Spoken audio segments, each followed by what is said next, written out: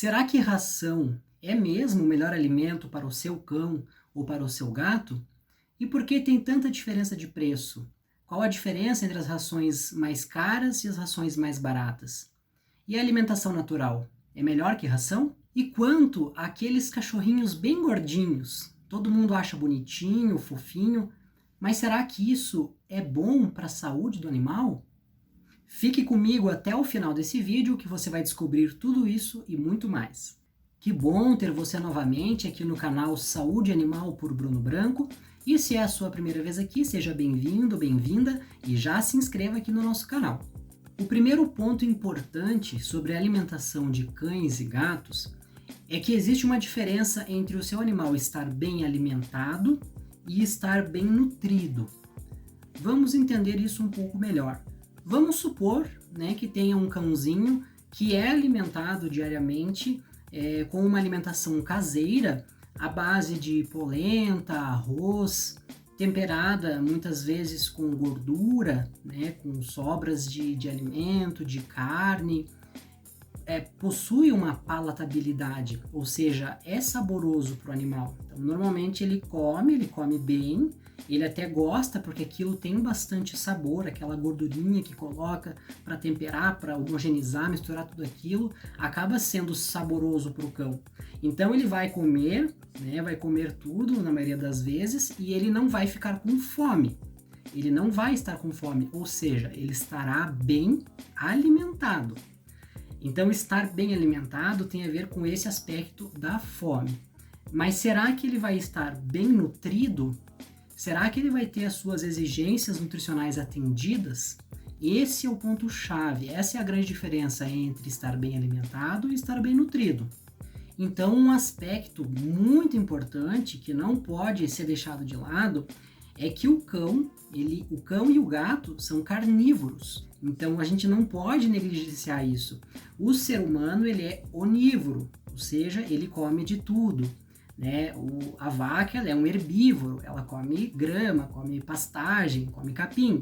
E a gente tem que respeitar essas características alimentares dos animais. Então cada espécie tem uma característica alimentar diferente, e no caso os cães e os gatos são carnívoros e os felinos são carnívoros considerados carnívoros estritos, ou seja, as necessidades proteicas na alimentação dos gatos são maiores. Mas não é só a proteína que deve ser levada em consideração. Então, uma alimentação completa e balanceada, ela deve ter os níveis adequados de proteínas, de carboidratos, de minerais, de vitaminas, de gordura. Então, numa proporção adequada e para cada espécie, Então, as necessidades nutricionais do cão são diferentes das necessidades nutricionais do gato. As necessidades nutricionais do cão jovem, do filhote, são um pouco diferentes das necessidades nutricionais de uma mãe que está amamentando, de uma gestante, de um cão idoso, Então tem diferenças, tem particularidades, e para que a gente atenda a essas particularidades de uma forma completa e balanceada, é por isso então que existem as rações. Então, para que você chegue em um alimento equilibrado e que contenha em um único alimento todas essas qualidades, que possa suprir todas essas necessidades dos animais, é a partir daí que se formou então a ração. A ração ela surge com essa necessidade de ser algo prático, algo equilibrado e que contenha em um único tipo de alimento tudo aquilo que o animal precisa, já que os cães, os gatos são domesticados, eles foram domesticados, hoje eles convivem conosco, às vezes em casa, apartamento, eles não têm mais a capacidade, ou melhor dizendo, eles não têm mais essa possibilidade de estar se alimentando da forma natural como que se alimentavam antes. Então a forma mais prática que se desenvolveu para suprir essa necessidade foram as rações. Hoje em dia as rações mais comuns são as extrusadas, que são aquelas que você vê que contém um único componente, e aquele componente contém todos os ingredientes necessários. Então, uma outra dúvida bastante frequente é quanto às diferenças entre as rações super premium, rações premium e as rações comerciais, que são aquelas vendidas em larga escala, né, que são encontradas normalmente em supermercados, agropecuárias, pet shops, né, e quais são as diferenças entre elas? Bom, então basicamente todas as rações, desde as comerciais, aquelas mais simples e mais baratas, até as mais caras e as super premiums, de modo geral, elas atendem às quantidades mínimas. Então, quando a gente fala de um nutriente, por exemplo, um nutriente específico, a quantidade de proteína, por exemplo, existe uma variação. Então, a quantidade de proteína que deve conter em uma ração para um cão adulto, ela pode variar, isso não é um padrão. Então, os percentuais oscilam entre um valor mínimo e um valor máximo. De modo geral, as rações mais baratas, elas contêm os ingredientes nos valores mínimos, certo? As rações premium contêm os valores já num valor mais mediano, numa quantidade mais mediana, e as super premium contêm nos valores próximos dos máximos. É claro que exceder o máximo também é prejudicial. E além disso, o que vai mudar para o seu animal? O animal que come uma ração super premium, elas são, de modo geral, mais palatáveis, ou seja, tem mais sabor, elas são mais gostosas, então normalmente eles gostam mais. A qualidade dos ingredientes, quanto a fezes também, então as rações mais caras normalmente são aquelas em que o animal produz fezes menos volumosas e também com menor probabilidade de mau cheiro. E elas podem também conter suplementos adicionais, que na prática elas vão fazer com que o seu animal tenha um pelo mais brilhoso, um pelo mais macio ao toque. Elas podem combater antioxidantes, então podem retardar o envelhecimento do seu animal. Então são algumas características suplementares, mas que podem fazer a diferença. Mas isso não significa que o seu cão, o seu gato, deve obrigatoriamente se alimentar de ração.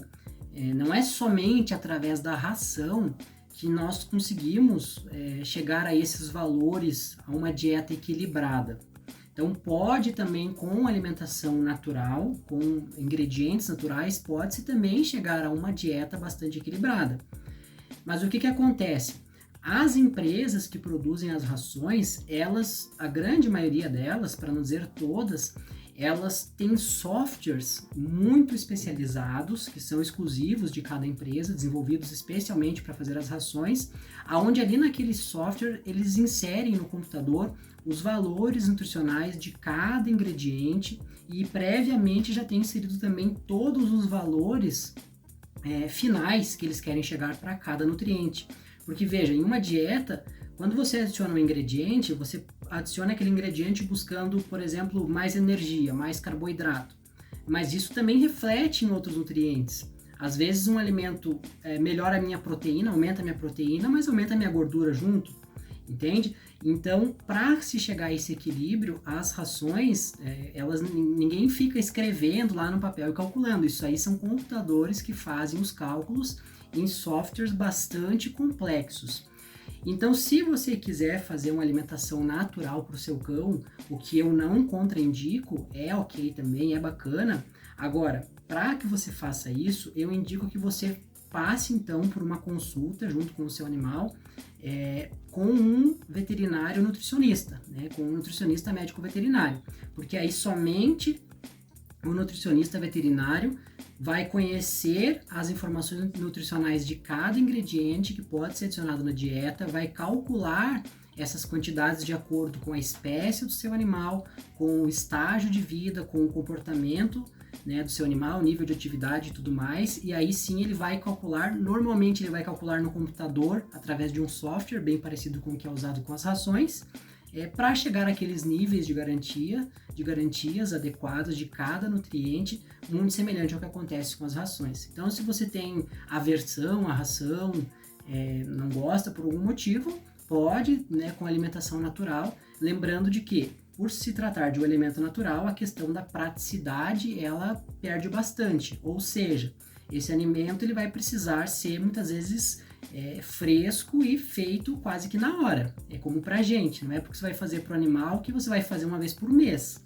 né? Então vai cozinhar o alimento, aquele alimento, se não ficar bem armazenado, ele pode estragar, se passar de 2, 3 dias também não pode mais ser consumido pelo animal, vai alterar a palatabilidade, o animal não vai mais gostar. Se você vai viajar para um lugar, você tem que ter fogão à disposição, você vai ter que ter geladeira para preparar o alimento, para armazenar, né? Se você fica um tempo fora, como é que vai fazer? Vai deixar esse alimento congelado, várias porções prontas?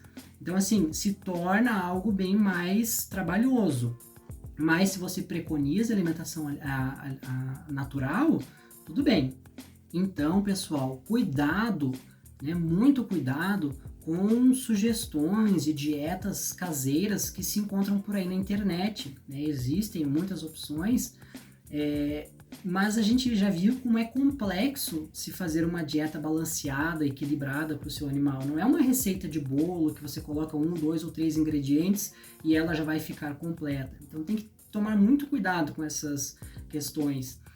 Um exemplo bastante comum, bastante observado, infelizmente, no dia a dia, né? As pessoas que querem fazer alimentações naturais, e muitas vezes não é por não gostar da ração, é mesmo por desconhecimento ou por achar que é mais prático, enfim, acabam fornecendo alimentos para o animal que, por exemplo, podem não conter as quantidades adequadas de cálcio. Então é um dos quadros mais observados, né, de deficiência nutricional por cálcio, em que a gente observa os filhotes, né, na fase de crescimento. Então os animais eles têm uma necessidade muito maior de cálcio do que depois que já são adultos, e esses animais eles crescem com deformidades, né, que muitas vezes são irreversíveis, então acabam ficando com deformidades, com problemas de desenvolvimento que não vão se corrigir depois, e isso só por uma falha nutricional, né, por uma falha de manejo durante o crescimento. Agora, o cálcio demais também pode trazer sérios problemas. Então veja, tem que ser algo equilibrado. Tem duas situações, né, que nós veterinários observamos muito no dia a dia quanto a essa questão de alimentação, que são: a primeira, o tutor tem dó do animal, né, então, mas ele fica me olhando com aquela carinha, ele sente vontade, né, essa é uma situação. E uma segunda situação é aquela pessoa que nega, né, mas o cachorro do fulano de tal sempre comeu comida, nunca comeu ração, o cachorro do ciclano comeu de tudo a vida inteira e nunca deu nada. Bom, pessoal, então a gente trabalha visando melhorar a expectativa de vida e a qualidade de vida dos animais. Veja, antigamente, isso não faz tanto tempo assim, um gato com 10 anos era uma celebridade, quase ninguém conhecia, era um velhinho já. Hoje é muito comum a gente ver cães com 15, 20 anos de idade. E por que essa expectativa de vida aumentou? Hoje um cão com 10 anos de idade é comum, todo mundo conhece um cão com 10, 12 anos de idade. E está em meia vida, claro que ele já é classificado como idoso, mas esse aumento na expectativa de vida dos animais, ele se deu basicamente por 3 pilares. Com a alimentação balanceada, ou seja, o surgimento das rações, com a vacinação, né? Então com o desenvolvimento das vacinas, muitas doenças reduziram bastante, doenças que eram importantes causadoras de mortalidade nos animais, e pelos cuidados veterinários, né? Então hoje é muito mais comum que a pessoa, assim que identifique um problema no seu animal, leve até o médico veterinário, que é o único profissional habilitado para realizar uma consulta, identificar qual problema ele tem e solucionar, né? Sempre que possível, é claro. Então eu considero essas 3 características como pilares essenciais e importantes fatores que contribuíram para o aumento da expectativa de vida dos animais. Não é porque o cachorro do vizinho, do fulano, do ciclano, sempre comeu aquilo, sempre comeu isso, nunca foi vacinado e viveu bastante. A ciência não se faz dessa forma. E nós trabalhamos com verdades científicas, com aquilo que se tem prova, com aquilo que se tem estudos. Se fosse assim, o seu animal adoecia, você não precisava levar ele até o veterinário. Não é verdade? Você levaria ele até o vizinho. Está tão comum hoje essas questões de fake news, e muitas pessoas vêm trazendo especulações que porque os animais estão tendo mais câncer, mais problemas que não tinham antes, doenças novas, né? Então sempre se especula quanto a isso. E o que acontece? Os cães eles estão vivendo mais, os gatos estão vivendo mais. Uma vez que eles vivem mais, algumas doenças que não eram comuns começam a aparecer porque são doenças de idoso. E uma outra questão é que hoje se tem muito mais diagnóstico, né? Então as doenças, elas sempre existiram, claro, tem doenças novas que vão surgindo, mas na maioria dos casos a gente só não diagnosticava elas no passado porque não tínhamos tantas ferramentas como temos hoje. Quanto aos tutores que têm dó do animal, né, porque ele sente vontade, realmente é difícil muitas vezes a gente olhar para a carinha do animal com aquela carinha que ele faz para a gente, né, quase que implorando, né, eles sabem ser persuasivos, eles sabem nos convencer. Agora, o que a gente tem que entender é que quem é o responsável nessa situação somos nós. É como se fosse uma relação entre um adulto e uma criança. O responsável é sempre o adulto e não a criança, né? Então, assim, tem dó porque o animal fica olhando com aquela carinha que quer comer a pipoca, que quer comer a carne, que quer comer seja lá o que for, né? Quer comer o doce, a sobremesa. Mas e aí depois o animal tem vômito, o animal tem diarreia, fica com dor de barriga, às vezes passa 1, 2 dias enjoado, não se alimenta, fica quietinho num canto, e aí não tem dó? Então a gente tem que ser responsável, gente. Existe uma onda muito forte de humanização dos animais. E eu não sou contrário, a gente tem que respeitar os animais de forma igual. Agora, nós temos que respeitar o cão como um cão, e temos que respeitar o gato como um gato, pois ele não é um ser humano. Se você tratar o seu cão, o seu gato, como se ele fosse uma criança, um ser humano, pode ser que ele tenha diversos problemas. Então, existem diversas questões que mudam de nós para o animal. E quando a gente ama eles, quando a gente respeita eles e somos responsáveis por eles, isso significa que nós temos que respeitá-los dentro das suas características de cão e de gato. Porém, está aumentando, a gente vem percebendo no dia a dia da clínica que estão aumentando os quadros de intoxicação alimentar.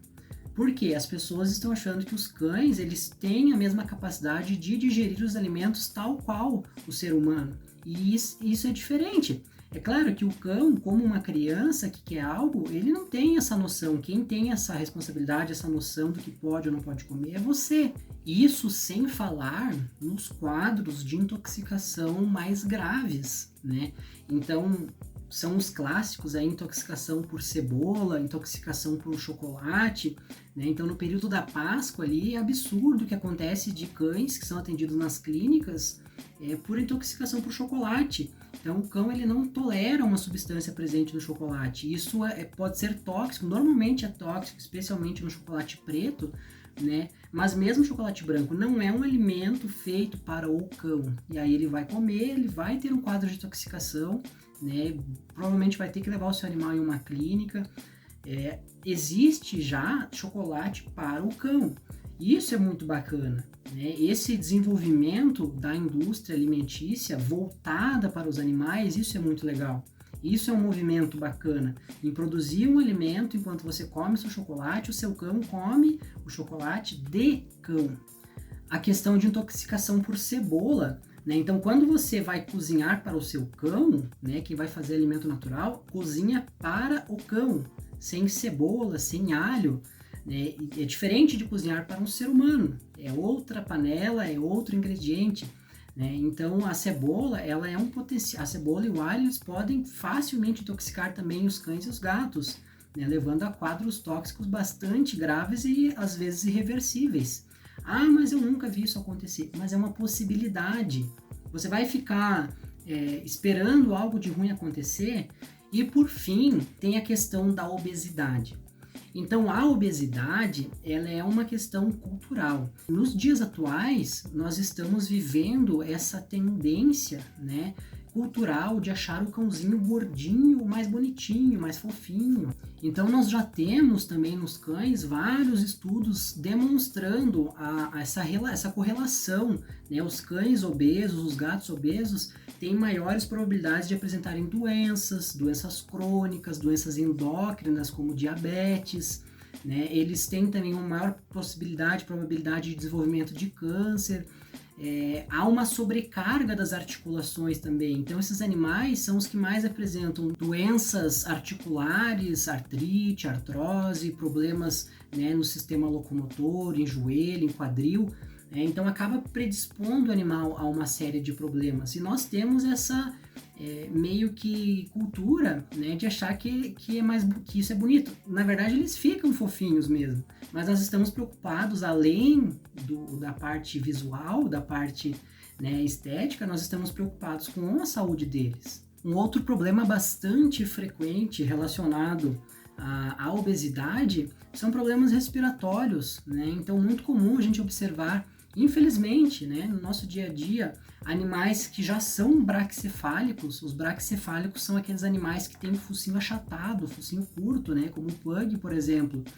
Então, são animais que já têm uma probabilidade de desenvolver problemas respiratórios, já têm dificuldade respiratória, e muitas vezes eles chegam na clínica totalmente obesos, né? Então, pensa que algo ruim que deve ser para o animal, ele se sente sufocado, né? Ele já tem uma via aérea mais estreita, ele já tem uma via aérea tortuosa, o ar já não passa direito. Imagina você ficar sentindo falta de ar o tempo todo, né? Quando vai dormir fica roncando o tempo todo, por quê? O ar está passando com dificuldade ali nas vias aéreas. Então esses animais, eles se sentem muito desconfortáveis. E quando nós entramos com uma dieta balanceada, né, com um ganho, com uma perda de peso controlada, né, de forma saudável, nós observamos que muitos animais melhoram esses quadros respiratórios, essa dificuldade respiratória. E não só isso, esses animais, eles têm até um aumento de autoestima. Então é muito comum o tutor relatar quando o animal era obeso, né? Ele é muito quietinho, ele é o jeito dele, ele só fica ali num canto, ele não brinca muito, né? Ele é mais reservado. E aí depois que esses animais emagrecem, ele não tem sobrecarga nas articulações, ele não tem excesso de peso, ele não tem dificuldade respiratória, ele tem mais disposição. Esses animais muitas vezes se transformam, eles ficam mais felizes, eles correm, eles brincam mais. O tutor muitas vezes relata que não conhecia o animal, ele se transforma em outro animal. E isso é bom, isso é positivo. Então, obesidade, sedentarismo não é desejável para os animais. Então, para ficar bem claro, a alimentação pode ser ração, pode ser alimentação natural, desde que seja uma dieta balanceada, equilibrada, que supra todas as necessidades mínimas, ideais para cada espécie. E a obesidade não é desejável, nem em cães, nem em gatos, é algo que reduz a expectativa de vida dos animais. Eu sei que ninguém aqui tem um cão ou um gato e quer que ele fique mal, né? E quer estar induzindo uma intoxicação alimentar no seu cão, quer que ele fique doente, né? Todos aqui temos os animais com uma boa intenção. Em nenhum momento eu estou duvidando do quanto você ama o seu animal, do quanto você quer bem o seu animal. Só que nós temos que ter essa responsabilidade, e isso cursa com ter conhecimento sobre as espécies, né, sobre os animais, o que é bom para eles, o que não é, o que é adequado, o que não é. E é por isso que eu estou aqui. Esse é o intuito do nosso canal, levar informação de qualidade, né, para melhorar a qualidade de vida, o bem-estar e a qualidade de vida dos animais e também o seu. Muito obrigado por assistir até o final. Deixe aqui o seu like, clique aqui no joinha, curta esse vídeo. Para todo mundo que tem cão, que tem gato, envie esse vídeo, que com certeza vai ser muito útil. Se inscreva aqui no nosso canal se você ainda não é um inscrito. Não esqueça de ativar o sininho. Se você não ativar o sininho, você não vai receber aquela notificação. E você já sabe que toda terça-feira, né? Quem é inscrito já sabe que toda terça-feira tem um vídeo novo. Muito obrigado por assistir até o final e até o próximo vídeo.